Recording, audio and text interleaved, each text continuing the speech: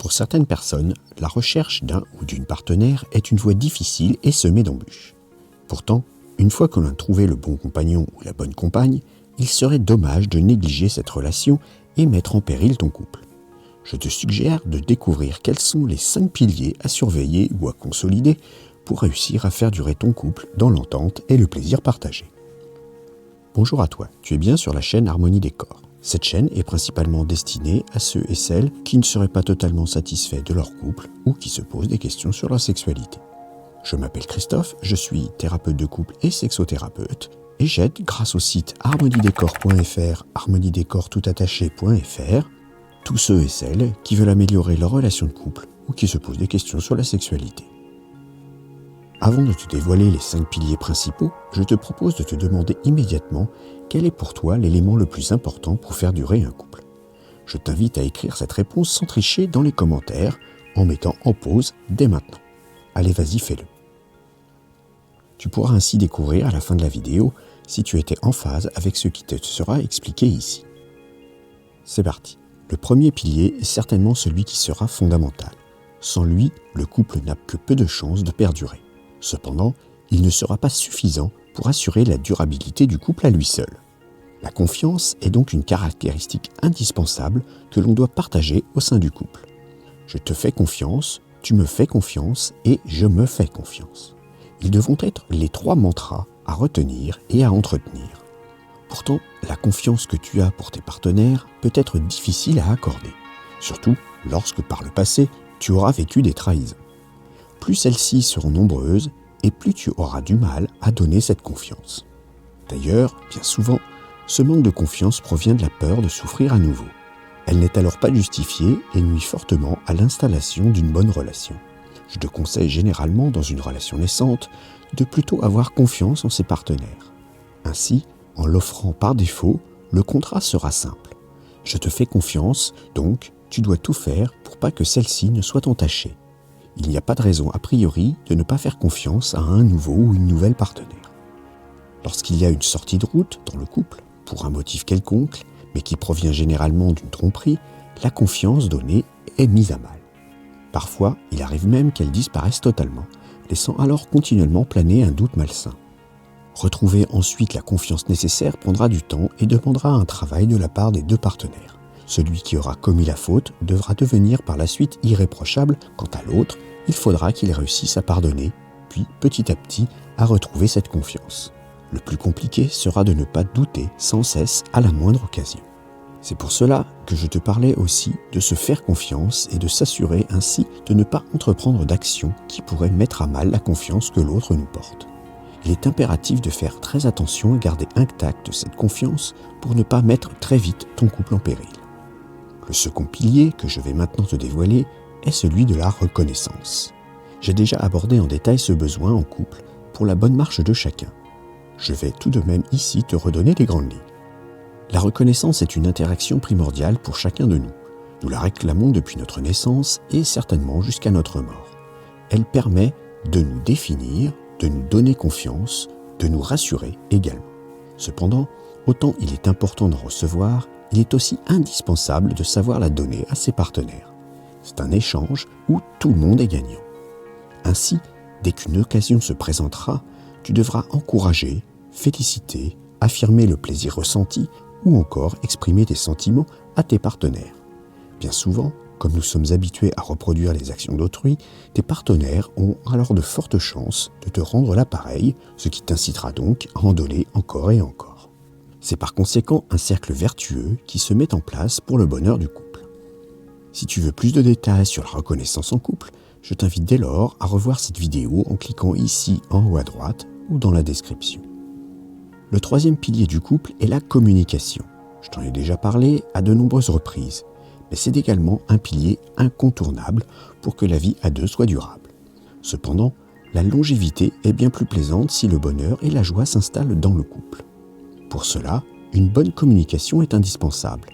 En effet, on a toujours tendance à penser que son ou sa partenaire sait ce que l'on a en tête, ce dont on a envie ou encore ce dont on a besoin. Pourtant, contrairement à cette croyance, personne n'est omniscient. Donc, si tu ne sais pas parfaitement communiquer, toi et ton ou ta partenaire risquez de passer à côté de beaucoup de choses.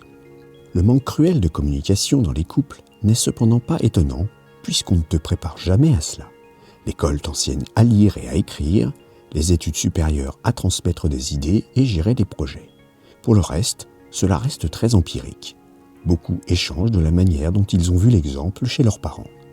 Malheureusement, ce n'est pas souvent de bons pratiquants pour une communication parfaite. C'est pour cela que j'ai créé une formation pour te permettre d'apprendre quelles sont les meilleures façons de communiquer avec des conseils simples, mais qui font vraiment la différence. Je t'invite donc à renforcer ton pilier de la communication en souscrivant à cette formation. Elle est disponible sur le site harmoniedécor.fr. Tu prendras avec elle de bonnes habitudes qui te serviront ensuite pour le reste de ta vie. Avant de te dévoiler le pilier suivant, je t'invite à t'abonner à la chaîne pour ne pas manquer les prochaines publications. Tu peux également partager cet article vers les personnes qui pourraient en avoir besoin. Et pour finir, si le contenu te plaît, je t'invite à mettre un petit like. Même si ce quatrième pilier n'est pas indispensable, il permet, lorsqu'il y a une bonne entente sur le plan physique, de renforcer durablement les liens, mais aussi d'avoir une meilleure complicité à deux.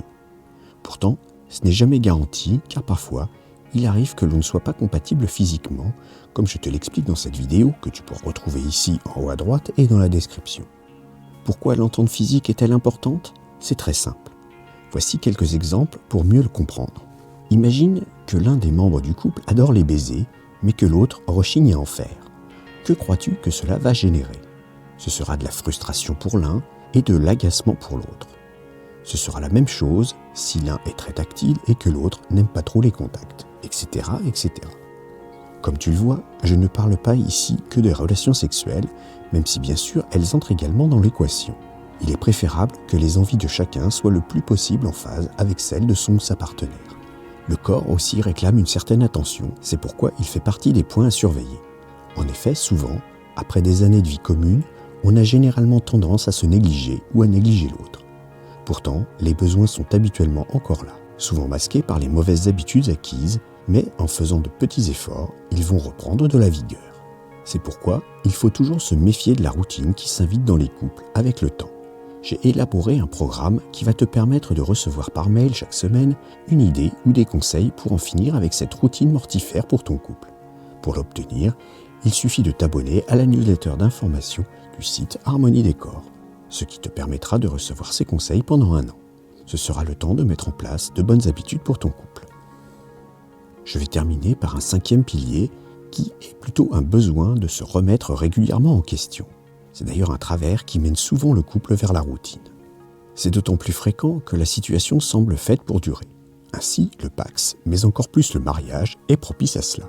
On pense à tort qu'une fois l'union conclue, celle-ci va pouvoir perdurer en l'état tout au long de la vie.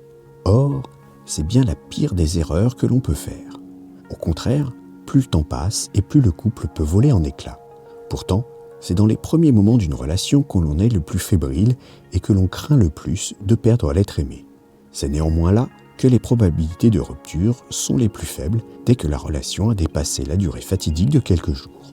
Donc, plus le temps s'écoule et plus chacun doit se remettre en question et s'interroger. Passes-tu suffisamment de temps à donner des signes de reconnaissance ? En reçois-tu assez ? Vos échanges sont-ils toujours satisfaisants ? Vos relations physiques sont-elles plaisantes pour chacun ? T'investis-tu suffisamment dans ton couple ? Pour répondre à ces questions et bien d'autres que tu dois absolument te poser périodiquement, je préconise de faire un contrôle technique de couple de façon régulière. 1 fois par an sera un minimum acceptable. Cela permet à chacun de faire le point sur ses attentes, ses frustrations éventuelles, ses regrets, ses besoins. Ainsi, lors de cet échange, les 2 partenaires peuvent communiquer et de cette façon mieux se comprendre ensemble. Je t'explique en détail comment bien réaliser ce contrôle technique de couple dans cette vidéo. Je te conseille très fortement non seulement de la regarder, mais de la mettre en place dans ton couple dès que possible. Tu connais maintenant les 5 piliers qui te permettront d'avoir une vie de couple durable, mais aussi plus harmonieuse et très plaisante. Je t'invite donc dès à présent à renforcer les piliers qui te semblent les plus fragiles. Pour cela, tu peux directement commencer par le 5e pilier qui t'aidera à définir un chemin pour consolider l'ensemble. Merci d'avoir écouté cette vidéo. Pour aller un peu plus loin et rejoindre le cercle des fins connaisseurs pour une sexualité épanouie, je te conseille de t'abonner à la newsletter tu retrouveras l'article complet, il te donnera plus de conseils et des astuces. Abonne-toi à la chaîne, active le petit pouce bleu, éventuellement ajoute un commentaire et à bientôt.